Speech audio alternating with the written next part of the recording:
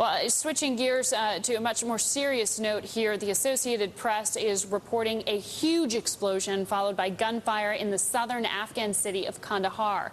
Ahmed Wali Karzai, he's the brother of President Hamid Karzai, says that the explosion does appear to be near the offices of the city's intelligence service. Bloomberg's Jim Rupert has been in Afghanistan covering the recent election. He's on the phone live from Kabul right now. Jim, what's the latest on this explosion in Kandahar? We don't have full details. The explosion appears to have taken place outside something called the Intercontinental Guest House. This is a locally owned motel of sorts in Kandahar that is one of the favored places to stay for Western non-government organization workers, and they are protected there by a number of security officials, security officers, private security officers. Hence the gunfire. We understand from a security agency that gunfire is continuing.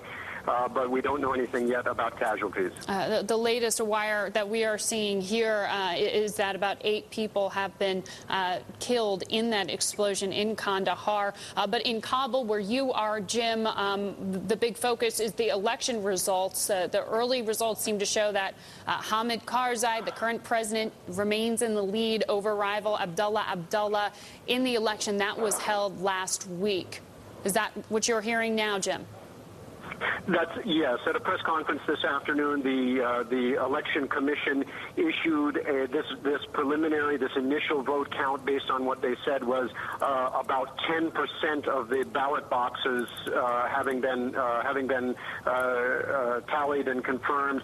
They showed Karzai holding about just shy of 40% of the vote, Abdullah with about 36%, and others trailing far behind.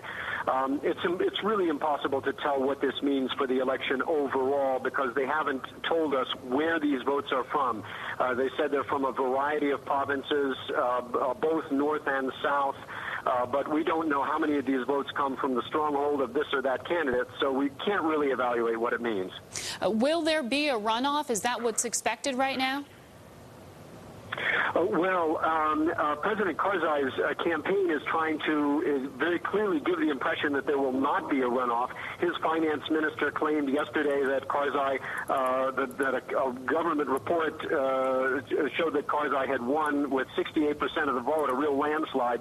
That's been greeted with a great deal of skepticism and has raised again the question in many people's minds for whether this vote is going to have been counted fairly in the end.